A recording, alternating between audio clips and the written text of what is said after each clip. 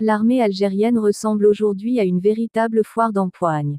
Les principaux généraux algériens sont à couteau tiré et la situation est vraiment inquiétante, juge une source proche de la diplomatie américaine. D'après des informations fiables en possession de Maghreb Intelligence, l'administration américaine est très préoccupée par ce qui se passe en ce moment à Alger. Les différents rapports et notes qui remontent à la Maison-Blanche, au département d'État et au Pentagone sont très pessimistes à propos de ce pays d'Afrique du Nord. Les Américains, très programmatiques, savent pertinemment que le président Abdelmadjid Tebboune n'est qu'une façade civile pâle et inopérante. L'administration du président Joe Biden est convaincue que la réalité du pouvoir se situe en dehors du palais El Mouradia.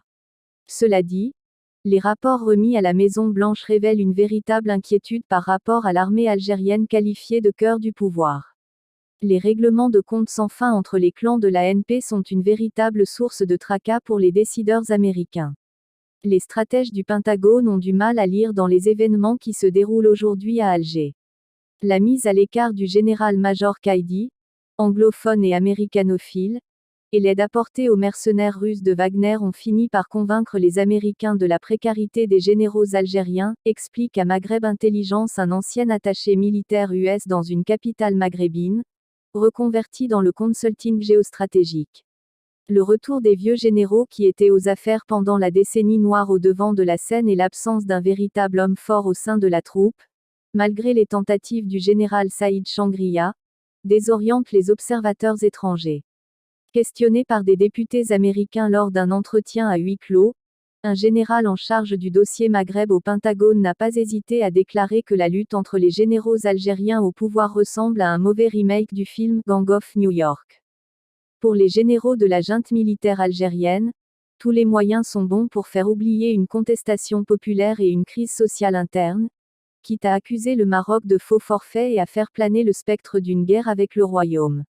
Quitte même à faire du chantage gazier aux Européens et créer une crise énergétique en Méditerranée. Le minaret est tombé, il faut pendre le coiffeur du coin. Cet adage marocain s'applique parfaitement aux escarmouches du pouvoir algérien. Au gré d'accusations fallacieuses, de faux arguments, de vidéos truquées et d'émissions télévisées bidons, le régime militaire sénile cherche noise au Maroc pour justifier une prétendue hostilité du royaume envers l'Algérie voisine et battre ainsi les tambours de la guerre.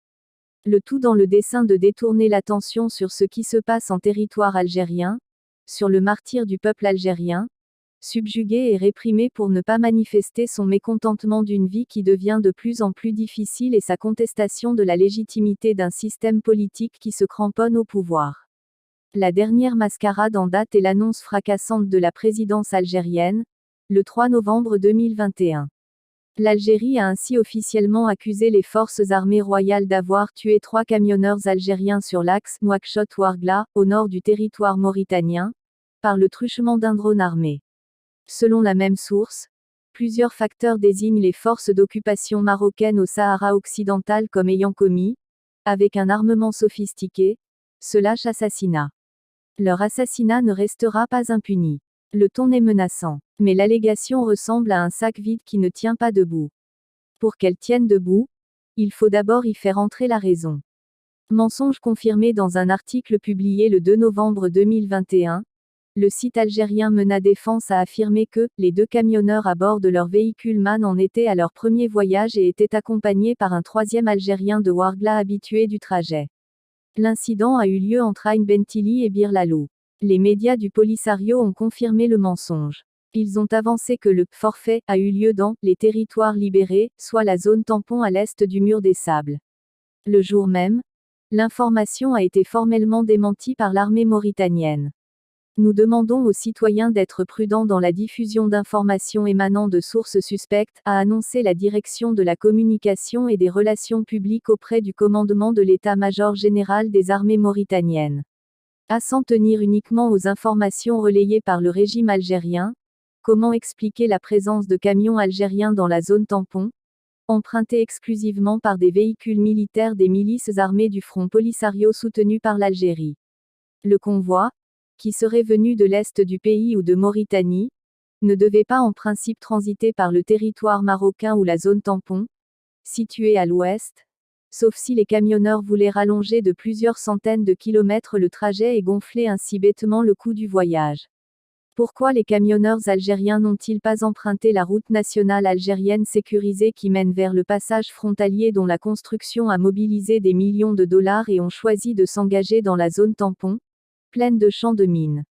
Cela pousse à se demander si les camionneurs n'étaient pas des militaires algériens qui transportaient des armes destinées au Polisario, non pas en provenance de Nouakchott mais plutôt d'une autre ville algérienne, en vue de créer la zizanie dans la zone tampon et provoquer ainsi de nouvelles escarmouches ou même des affrontements militaires avec les phares.